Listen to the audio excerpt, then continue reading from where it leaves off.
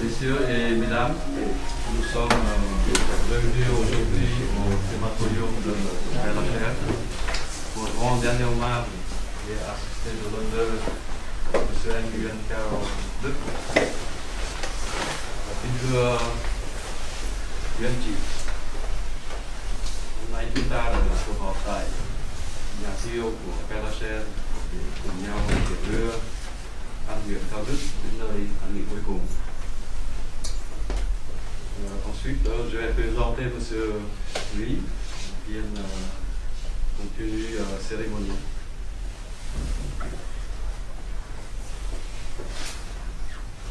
Mesdames et messieurs,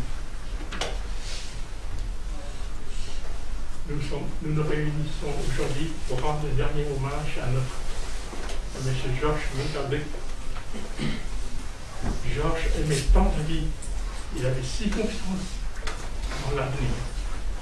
Si courageux luttant contre sa maladie qui malheureusement a raison de lui. Courageux luttant contre sa maladie qui malheureusement a raison de lui.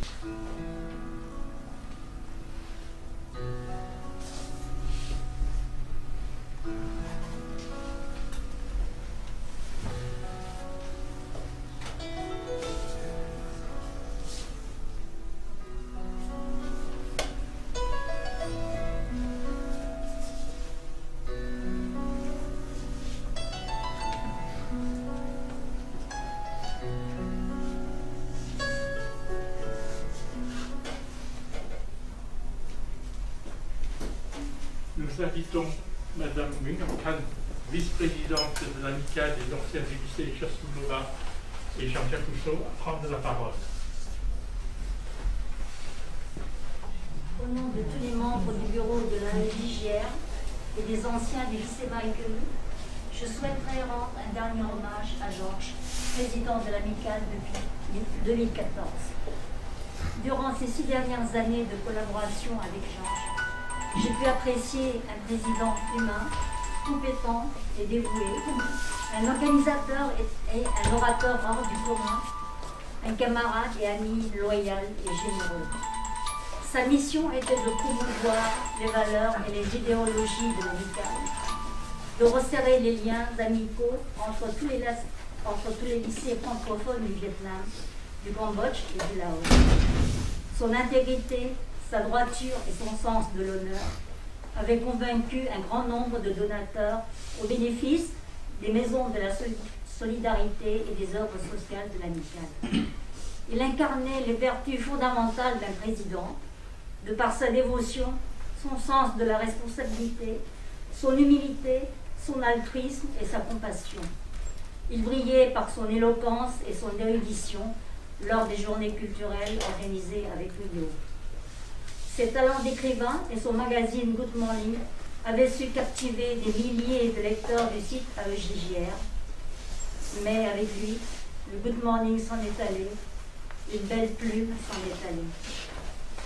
Sa passion et ses connaissances approfondies de l'histoire avaient embelli les voyages organisés sous l'égide de l'AEJJR au profit des œuvres sociales de l'amicale. Son dévouement et ses engagements auprès de ses proches et de sa communauté resteront marqués par l'esprit de nous tous. Sa disparition précoce et soudaine laisse un vide immense au sein de l'amicale et dans nos cœurs. Cher Georges, nous avons écrit ton nom sur le sable, mais la vague l'a effacé. Nous avons gravé ton nom sur un arbre, mais l'écorce est tombée. Nous avons incrusté ton nom dans le marbre, mais la pierre a cassé. Nous avons enfoui ton nom dans nos cœurs, et le temps l'a gardé. Repose en paix, cher président, camarade et ami. À sa chère épouse Natsuki et aux membres de sa famille, Nous leur offrons du fond du cœur notre sympathie, ainsi que tout le courage dont ils ont besoin pour faire face à cette dure épreuve.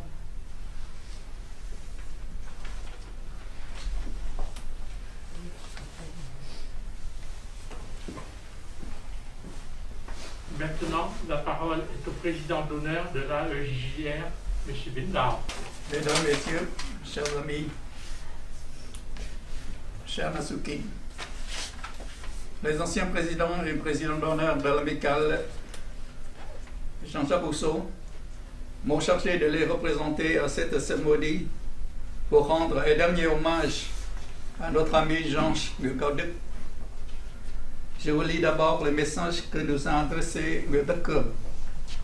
Cher Georges, nous nous sommes vus le 1er mars 2020 au gala du tête des JJR-MC 68 et j'ignorais que ce fut la dernière fois. Durant ces derniers mois, nous avons eu l'occasion de discuter sur d'autres sujets, notamment sur la manière d'organiser l'élection présidentielle de l'amicale pendant la crise sanitaire, mais ce fut seulement par échange de mails. Nous nous connaissons depuis toujours, du temps du lycée, des années à Lyon, puis à Paris, et surtout pendant les années à gérer ensemble l'AEJJR, au cours desquelles, en qualité de responsable de l'information, tu étais en charge de la lettre de JJR et du Good Morning, où tu régalais tes lecteurs par tes riches connaissances et ta belle plume. Tu me succèdes à la présidence en juin 2014. Comme l'a écrit Nguyen Thiaw dans son récent courrier, tu as bien assuré ton rôle de président et certainement pas moins que tes prédécesseurs avec qui tu étais resté en liaison constante et très proche. Tes grandes qualités humaines faisaient que ta compagnie était appréciée. Ton amitié fidèle va grandement manquer à tes amis. Mourir est le destin de tout un chacun et personne ne sait à quel âge ces jours toucheront à leur fin. Cependant, la mort ne peut pas effacer nos beaux souvenirs, nos belles pensées pour toi. Toutes ces pensées affectueuses t'accompagneront sur le nouveau chemin. Et de là où tu es actuellement, je sais que tu nous regardes et tu nous écoutes avec affection. Repose en paix, cher ami. À Natsuki et toute la famille, mon épouse Juan se joint à moi pour vous présenter nos condoléances attristées. Maintenant, permettez-moi d'ajouter quelques mots de ma part. Nous sommes réunis aujourd'hui pour dire adieu et rendre un dernier hommage à notre cher ami Georges. Nous avons tous, je crois, la grande chance d'avoir connu cet ami chaleureux, cet homme aux talents multiples, généreux, jovial, enthousiaste, un homme d'une grande culture. Les mots me manquent pour exprimer notre admiration et notre reconnaissance envers ce qu'il a fait pour nous tous. Il a été président de notre amicale pendant de longues années. Il a accompli sa tâche avec talent, avec passion et assiduité. Il s'est dépensé sans compter pour cette tâche dont il a fait presque un travail à plein temps. Et cela, on peut le dire, jusqu'au dernier jour de son existence. Il a fait tout cela pour nous permettre de nous revoir, afin de resserrer les liens d'amitié, raviver nos souvenirs lointains, vivre de bons moments d'amitié ensemble. Cher Natsuki, je devine ton chagrin et ton désarroi en ces moments douloureux. Georges a été sûrement un mari attentionné et affectueux, un époux et un homme extraordinaire. Tu n'as pas regretté un seul instant de l'avoir suivi dans ce pays qui n'est pas le tien et qui n'est pour lui qu'une deuxième patrie. Vous y avez construit un foyer et connu le bonheur pendant de longues années. Dorénavant, Georges n'est plus là à t'attendre à la sortie du métro lorsque tu quittais ton travail. Je te souhaite beaucoup de courage pour affronter cette épreuve. Je te souhaite de retrouver bientôt le calme et la sérénité en vivant dans le souvenir des moments de bonheur que tu as vécu avec Georges. N'oublie pas que tu peux compter sur notre amitié et notre solidarité pour le moment présent et les jours à venir. Cher Georges, c'est avec une grande tristesse et une grande émotion que nous sommes réunis aujourd'hui pour te rendre un dernier adieu. Repose en paix. Toute notre affection et nos bons souvenirs communs t'accompagnent. Je vous remercie. Les circonstances actuelles ne le permettant pas, la présence de tous ses amis lui manque. Il s'était pleinement investi dans l'AEJJR et organiser les galas était une passion pour lui. Rappelons ces moments d'amitié avec son dernier gala 2019. Merci Tony. Eh bien, la soirée vient de démarrer d'une excellente manière. Ça va être dynamique, ça va être jeune, ça va être 25 ans d'âge, c'est-à-dire l'âge de la EJJR. Mesdames, messieurs, bonsoir. Mes amis, je suis heureux de vous voir. Et surtout, je tiens à vous dire ma gratitude. Car ce n'est pas tous les jours quand même qu'on se voit. Et c'est encore moins tous les jours que nous soyons aussi nombreux. Merci à tous. Et maintenant que ça a démarré sur les chapeaux de roue, ça va être un peu plus calme maintenant. Et d'abord, ces fameux 25 ans. En 1994, cette amicale a été fondée. Depuis, elle a marché. Elle a progressé. Elle a accroché telle ou telle activité. Maintenant, elle est devenue connue pour ses activités sociales. Mais ce que je veux dire surtout ce soir, c'est un énorme, un gigantesque merci à vous tous d'être là. Bien entendu, il n'est pas question d'ignorer en tout premier lieu nos professeurs. Ce soir, malgré l'absence de plusieurs personnes dues à certains problèmes que nous connaissons déjà, nous avons le plaisir d'avoir Denis Tangwei-Yung qui est là, ancien prof de dessin, ainsi que Madame Geneviève Mallet. Merci mesdames d'être là.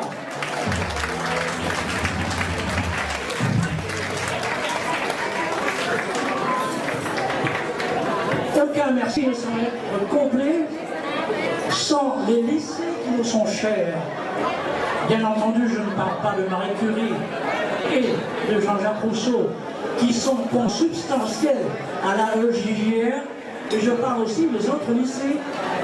Et ce soir, notre gratitude doit être exprimée clairement aux 3 tables d'élèves de Yersin qui sont là. Merci les copains.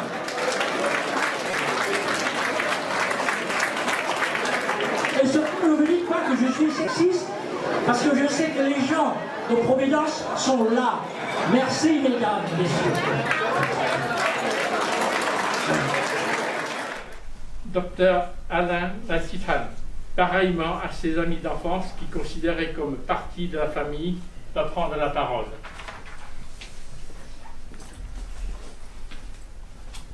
Bon, à la demande de Masuki, je me permets de prendre quelques minutes pour vous parler quelques souvenirs de jeunesse que j'ai avec Georges. C'est un ami plus de demi-siècle. La première fois qu'on s'est rencontrés, c'est dans le sanatorium de Grenoble. On était tombés tuberculeux tous les deux. Donc c'est là où on a trouvé des meilleurs moments de notre jeunesse. Parce que pendant 1 an, on est logés, nourris, blanchis, on se blanche pleine forme.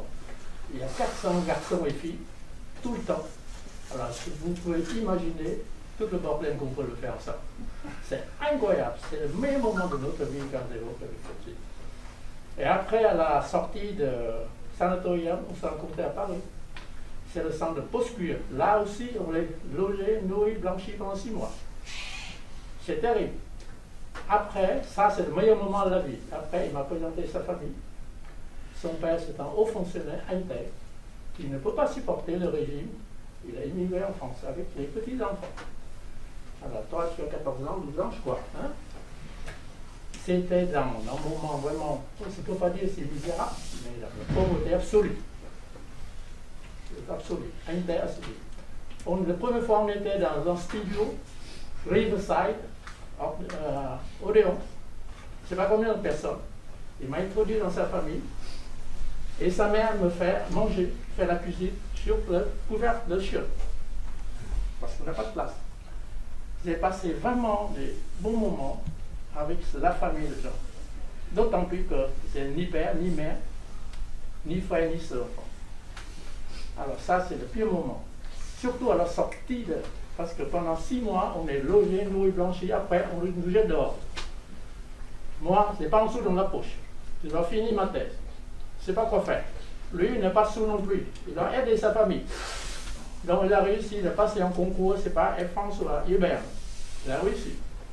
Genre, c'est un type que j'ai dit toujours à mon épouse, c'est un type que je trouve extrêmement intelligent. Il est littéraire, mais il est capable de tout faire. Je pense que la dernière fois, sa petite fille, sa petite sœur m'a dit, grâce à une que je deviens médecin. C'est toi qui m'as dit ça. Oui. Pour dire à tel point, il travaille pour sa famille, comme pour l'association. Alors, donc c'était vraiment le pire moment. Et après, j'ai presque fini mon doctorat de sciences. Donc je commence les études médicales avec tous les concours, tous les machins. Donc on s'est quitté, on ne se voit plus. Après, je suis allé en Allemagne en tant que chirurgien, travaillé en Allemagne pendant 10 ans. Et quand je reviens à Paris, qu'est-ce que j'ai trouvé? J'ai trouvé un prépa de Kaoudou envoyé à la famille de mon beau-père, annonçant le décès de sa mère. Alors j'étais vraiment suffoqué, parce que je n'ai pas répondu pendant 10 ans. J'ai cherché son adresse, je n'ai pas trouvé, parce que je ne sais pas où est-ce qu'on est. On a perdu tout le pédale, parce que j'étais dans le médical, donc je ne connais pas tout ce monsieur, tous les copains que j'ai ici. Et par chance, un jour, peut-être qu'on nous a invités. Et ensuite, j'ai trouvé le nom de conduite. J'ai dit, qu'est-ce que c'est ça? Est-ce que c'est le même cadeau ou non? Et effectivement, on a trouvé, donc on ne se quitte plus. On a passé d'excellents moments aussi dans les voyages. Cadeau avec toutes les qualités, vous voyez, mais il y a des défauts aussi. Il a le coup de gueule, mais ce n'est pas possible. C'est imprévisible. Alors, je lui ai demandé, parce que moi, je suis très franc avec lui. Comment se fait-il que tu t'énerves comme ça? Il m'a dit, c'est par le stress. Comment tu as le stress comme ça? Tout le monde est content. Oui, parce que je veux que ce soit parfait. C'est ça quand même. Il veut que ce soit parfait. Plusieurs fois, on est partis ensemble avec toi. Une fois, en tête à tête, je lui ai posé une question te concernant. J'ai dit, écoutez, chaque fois que tu me rencontres, tu fais l'éloge de ta femme, avec tout mon amour, machin, et tout. Mais pourquoi tu la gueules tout le temps comme ça? C'est presque insulté. Il ne m'a pas répondu. C'est-à-dire, il est gêné. Avec Kaoudou, à part l'amitié, on s'estime. J'ai beaucoup d'estime pour lui, et je pense que vice-versa, c'est pour ça qu'on ne se heurte pas. Bon, si on a accès de colère, on essaie d'éviter. Quand on voit qu'il y a une étincelle, on s'évite. Dans les voyages qu'on a fait ensemble, chaque fois qu'il s'énerve, moi je cache derrière Adam, il est costaud derrière. Hein. Donc il ne faut pas m'attendre. Voilà, c'est quelques souvenirs de Kaoudou que je veux quand même soulever. Georges aimait la lecture, l'histoire, le voyage et la cuisine. Toute cette passion fait de lui un honnête homme des temps modernes. Comme vous le savez, il n'aime pas beaucoup pour la photographie. Mais on va partager ensemble ces souvenirs.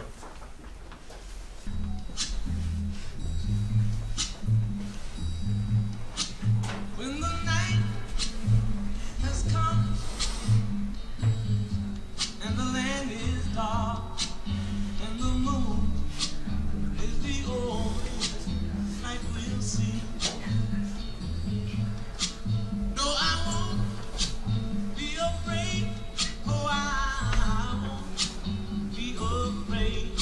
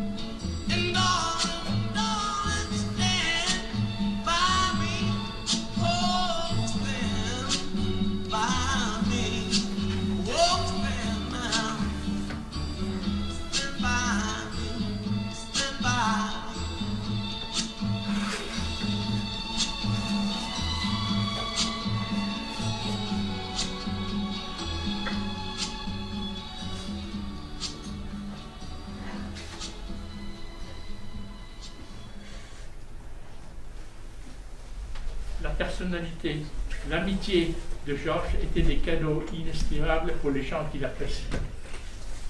La perte de Georges Grand-Duc est douloureuse pour nous tous. Écoutons les paroles de la famille.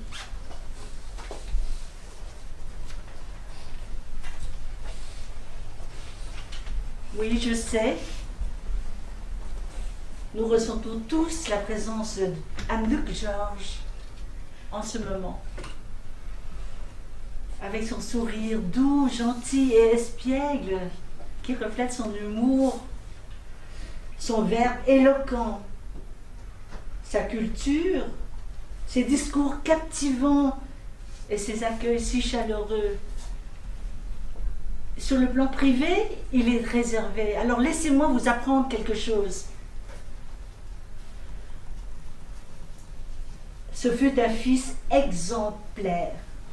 Dès l'arrivée de nos parents en France en 1969, avec les 2 derniers petits, Anne-Luc a tout pris en main.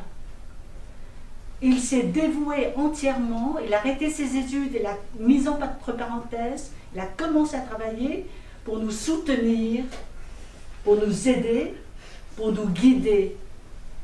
Une présence sans faille. Et en tant que frère, il fut admirable. 2 anecdotes. Il a littéralement sauvé la vie de Young en 1971. Il a pris l'initiative d'aller la chercher mourante en Angleterre et ramener en France. Le mot reconnaissance ne reflètera jamais Young. C'est un mot trop pâle pour refléter tout ce que ce cas veut dire. Deuxième anecdote. Pour moi, c'est le paradigme de son caractère attentionné, aimant et protecteur de grand frère. La veille de mon bac en France, je n'avais pas de montre et je lui ai dit « Anne, prête-moi ta montre pour mes épreuves écrites. » « D'accord, il n'y a pas de problème, je te la prêterai. » Je vais dormir, le lendemain au réveil, je vois posée sur ma table de chevet une belle montre toute neuve, Kelton, une Kelton rouge, dans sa boîte transparente. Cette Kelton, c'est la plus précieuse de toutes les montres que j'ai reçues de ma vie. Donc, ça signifie entre autres vertu. Eh bien, il incarne parfaitement le prénom que a choisi maman. Il aurait pu tout aussi bien s'appeler Tung Hiu Nghĩa. Les 3 vertus fondamentales de tout être humain méritant. Tung, c'est la fidélité en amitié, la fidélité en amour. Hiu, la piété filiale. Pas besoin d'insister là-dessus, je vous en ai parlé. Et Nghĩa, enfin, la gratitude ou la reconnaissance. Anne-Luc n'est pas homme à oublier, comme Anne l'a dit, quand quelqu'un lui a tendu la main. C'est un homme de devoir, un homme de valeur. Et il ne faut pas que nous soyons tristes. Pensons qu'il a eu ces 25 dernières années heureux dans le bonheur, épanoui dans ses activités à la JGR. Et surtout, il fut si heureux à côté d'une femme dévouée, gentille, aimante et attentionnée à ses côtés jusqu'à la fin. Je veux parler de Natsuki et nous te remercions.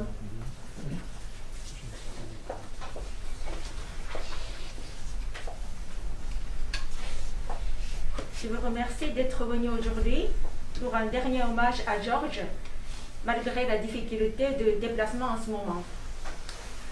Vous savez tous que Georges écrivait très bien. Je lui ai demandé plusieurs fois, écris-moi un discours pour tes funérailles, parce que tu écris bien. Il m'a dit chaque fois, oui, je le ferai. Mais sa promesse n'a pas été tenue. Donc c'est moi qui ai rédigé. Probablement il y aura beaucoup de fautes, mais il me dira, ah, tu as fait encore une erreur. Combien de temps tu viens en France? C'est tout à fait lui. Georges et moi se sommes rencontrés à la réception en février 1998, juste après mon arrivée en France pour passer un an de l'année sabbatique. Il m'a trouvé dans la salle. Tiens, il y a une tête noire assez grande.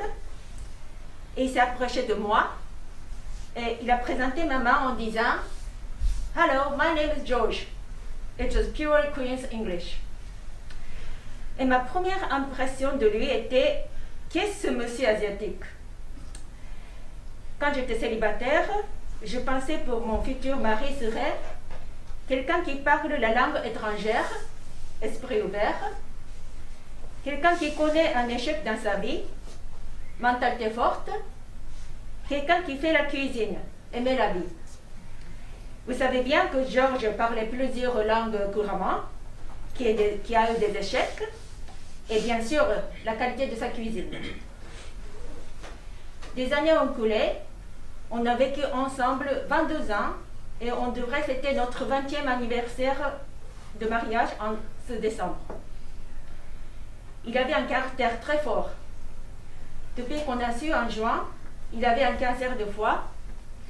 Il faisait des efforts pour guérir. Il n'a jamais abandonné son espoir jusqu'à la dernière minute. Et je suis très fière de lui. Mais le jour est venu, le 14 novembre.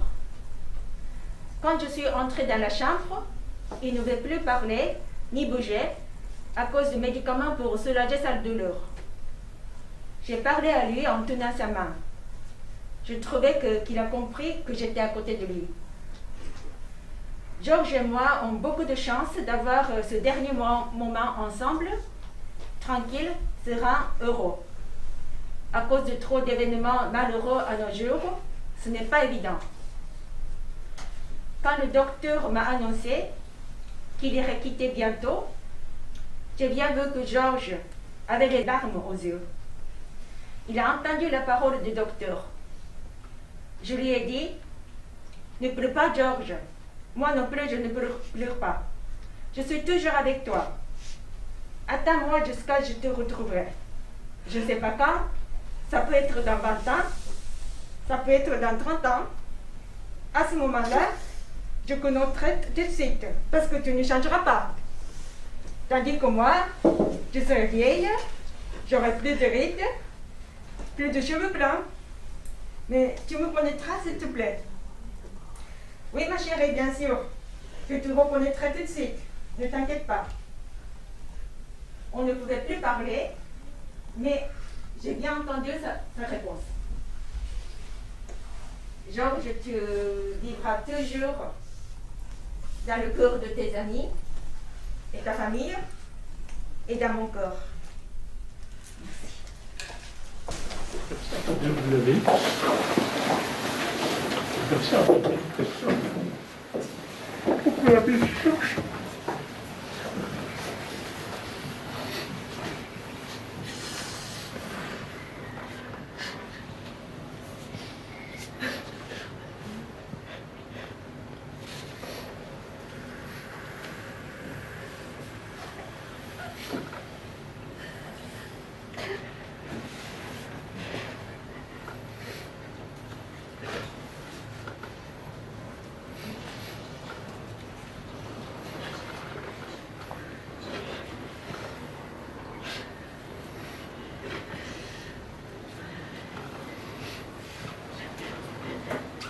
Mesdames, Messieurs, vous pouvez vous rasseoir.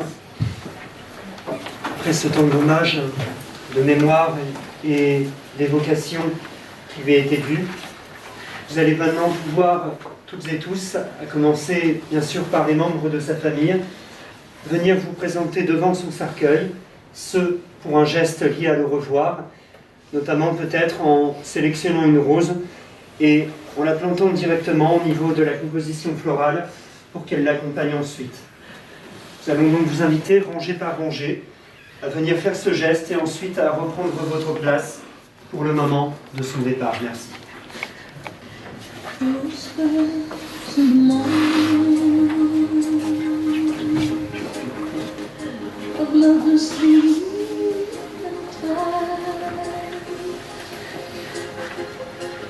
rolling by in the night.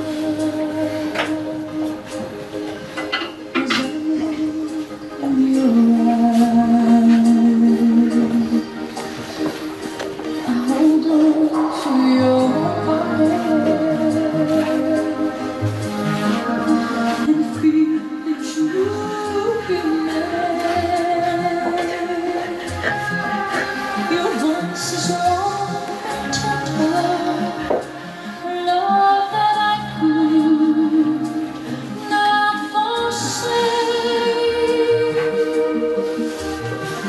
'cause I'm your lady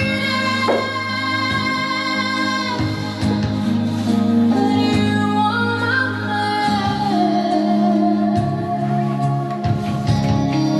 Whenever you reach for me, I'll do all that I can.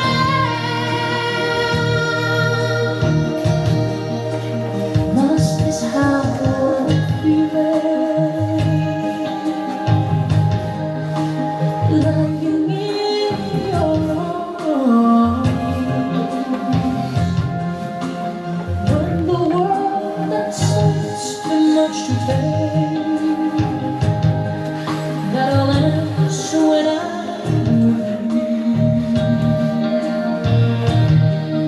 even though there may be times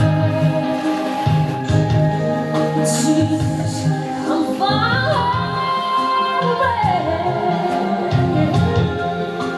Never walked away my head, 'cause I am always by your side. 'Cause I'm your lady and you are my man.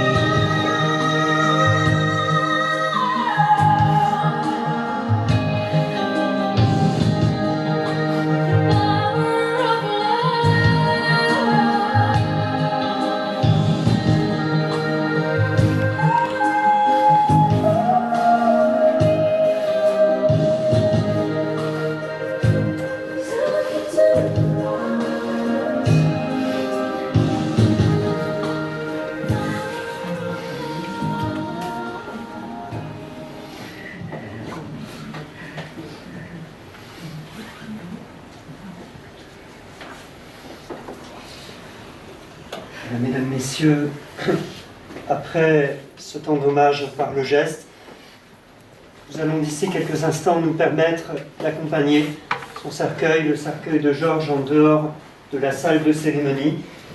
Il n'y aura bien évidemment pas de visualisation particulière.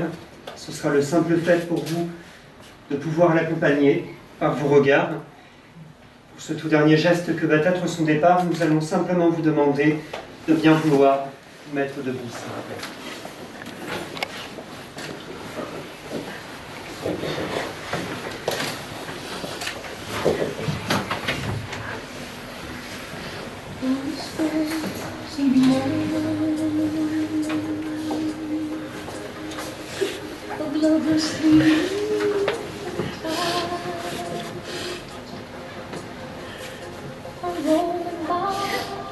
Oh,